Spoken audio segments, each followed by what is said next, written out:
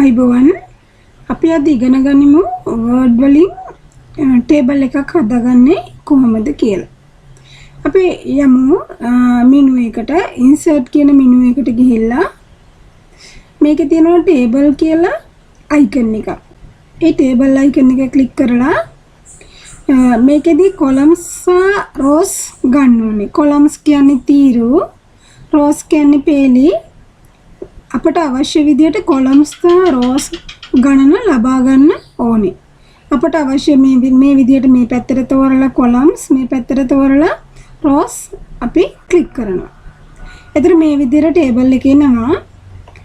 ඊට පස්සේ මේ ඩොට් එකෙන් ඇදලා පොඩ්ඩක් ලොකු කරගන්න. හරිද? ටේබල් එකක් හදාගන්න මේ විදිහට. මේ හදාගත්ත ටේබල් එකේ මේ තමයි කොලම්ස් තියෙන්නේ, මේ තමයි රෝස් තියෙන විදිය. ඊට පස්සේ මේකෙදි මේ කොලම්ස් දෙකක් අතර පරතරය ගන්න ඕන නම් අපි මේ කොලම්ස් දෙකක් වෙන වෙන ස්ථානයට ගිහිල්ලා මේ විදියට ක්ලික් කරලා වැඩි කරගන්න පුළුවන්. පැහැදිලිද පුතේ? මේ විදියට ක්ලික් කරලා වැඩි කරගන්න පුළුවන්. ඒ විදියට. හරිද? මේ විදියට ක්ලික් කරලා අපිට මේක අඩු කරගන්නත් පුළුවන්. එහෙනම් විත් එක හදාගන්න විදිය පැහැදිලිද කොලම් එකක? right. ඊට පස්සේ රෝ එකක් කියන්නේ මේ පේලිනේ. මේ රෙකෝඩ්නේ.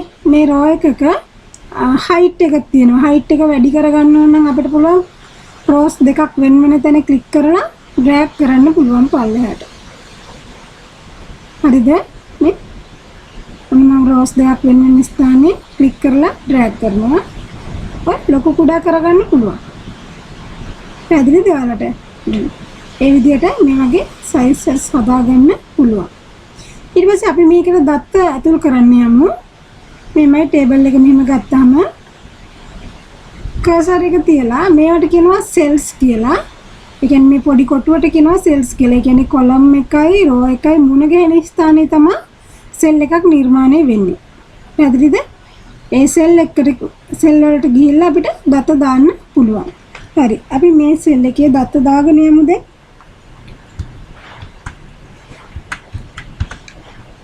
name අපි ගමු යාළුවෝ 10 දෙනෙක්ගේ නම් සහ ටෙලිෆෝන් නම්බර්ස් සහ ඇඩ්‍රස් ටික ගමු.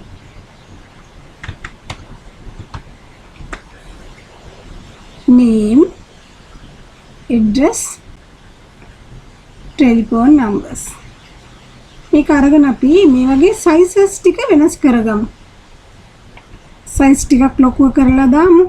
ඊට පස්සේ මේකේ මේ ටේබල් එක සිලෙක්ට් කරපුවාම මෙන්න මෙතන එනවා layout menu එකක්.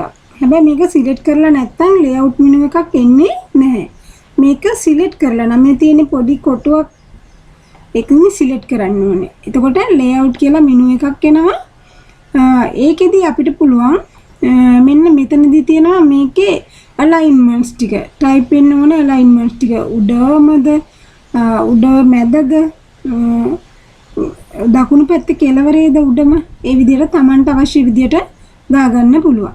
මෙතනදී මම ගන්නවා align center කියන එක. ඒ කියන්නේ මේ නම එන්න ඕනේ මේකේ මැද්දට. කොලම් එකේ මැද්දට එන්න ඕනේ කියලා ගන්නවා. හරිද? ඊට පස්සේ අපිට චුට්ටක් ඒක ලොකු කරගන්නත් පුළුවන්. ඔන්න දැන් ඔයාලට මම ඉගෙන උගන්වපු දේවල් වලින් මේ ගන්නෙ. ඊට පස්සේ මේකට කලර් එකක් දාගන්නත් පුළුවන්. අපි ලස්සනට කලර් එකක් දාගමු. හරිද? name field එක යටතේ නම් තියෙන්න ඕනේ. address field එක යටතේ address ටික තියෙන්න ඕනේ.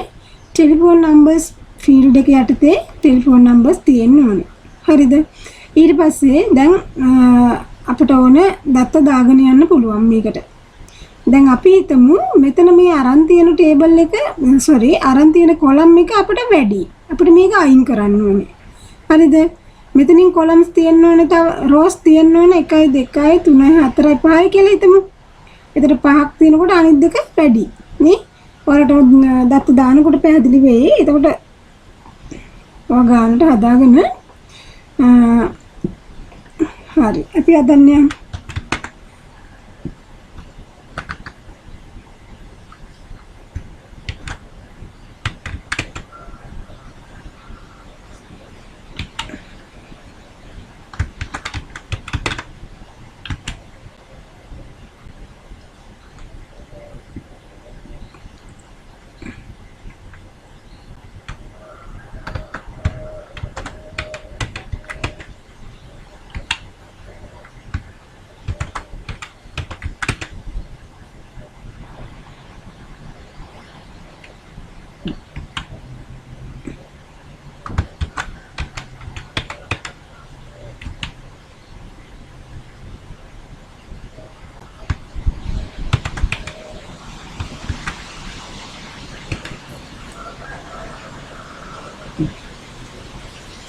අපි ඒ වගේ සයිස් එක වැඩි කරනවා.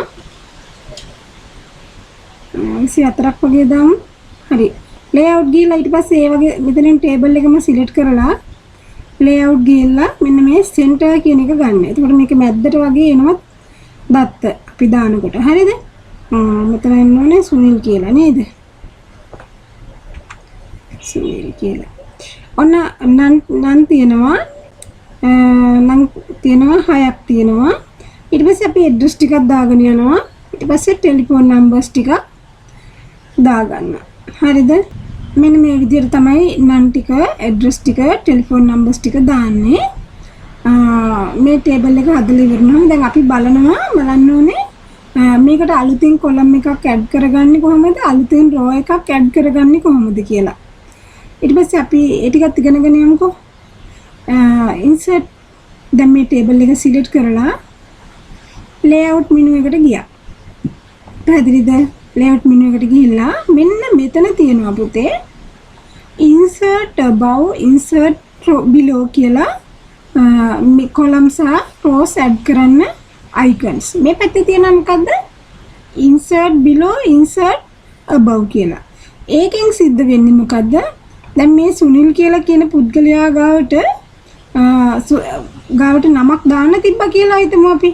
නමක් එතකොට දාන්න තිබුණොත් ඊළඟට මේකට පස්සේ ඉන්න ඕනේ. හරි බලමු අපි. ඔන්න ඔය විදිහට අලුතෙන් ඇඩ් කරගන්න පුළුවන්. හරි. අපි බිමල් කියන පුද්ගලයාට කලින් එන්න ඕනේ නමක්. එතකොට කරන්නේ අපි මොකද්ද? insert above. above කියන්නේ තෝරලා තියෙන එකට ඉහළින් එනවා. තෝරලා තියෙන එකට පල්ලෙහායින් එන එකට කියනවා below කියලා. තෝරලා කියන්නේ මෙතන cursor එක තියන්න ඕනේ. මොන රෙකෝඩ් එකේද කියලා තියන්න ඕනේ. අපි විමල් කියන එකේ තියලා අපි එහෙනම් කියනවා insert above කියලා. මෙන්න දැක්කද පුතාලා? අලුතින් කොලම් රෝ එකක් ගන්නෙ ඒ විදිහට. එහෙනම් අපි මේ රෝ එකට දත්තයක් ඇතුල් කරගමු.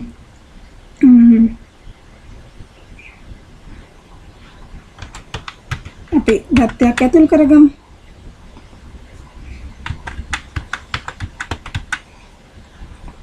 ඔන්න ඔය විදිහට දත්තයක් ඇතුල් කරගමු.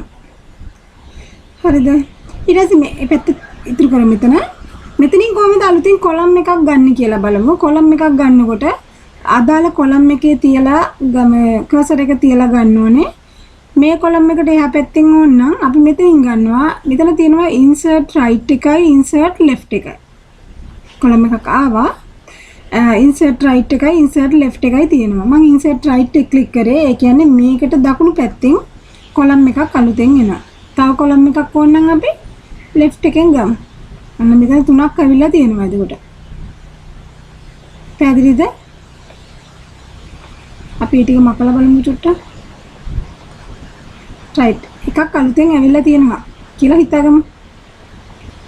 ඊට පස්සේ දැන් මේ අපි කියමුකෝ මේ වගේ වැඩක් නැති ඒවා කියලා. එහෙනම් පැහැදිලිද පුතේ? layout එකෙන් insert above or insert below වලින් rows ගන්නවා. insert left or insert right වලින් columns ගන්නවා. අලුතෙන් ගන්න පුළුවන් නේ. හරි. ඊට පස්සේ අපි බලමු මේ අලුතෙන් වැඩියෙන් තියෙන ඒවා මකා ගන්න කොහොමද කියලා. right වැඩියෙන් තියෙන column එක select කරලා delete ගිහලා delete columns කියලා දෙනවා. මේ කියලා යනවා ඒක. ඊට පස්සේ වැඩියෙන් තියෙන row එක select කරලා අපි delete rows කියලා ගන්නවා. delete එකේ rows කියලා ගන්නවා. ඒකත් මේ කියලා ගියා. එතකොට මේ කරන දේවල් කරන්න layout menu එක ගන්න ඕනේ. හරිද? මතකනේ ඒක layout menu එක ගන්න ඕනේ. layout menu එක ගන්න නම් අපි මේ table එක select කරන්න ඕනේ. එහෙනම් පැහැදිලි නේද ඒ ටික? එතකොට දැන් අපි මේකට ලස්සනට border එකක් දාගත්තොත් මෙහෙමයි home menu එකට ගිහිල්ලා අපි borders දාගන්න පුළුවන්. border එකක් දාලා ලස්සනට ඉතින් line එකක් තෝරලා color එකක් තෝරලා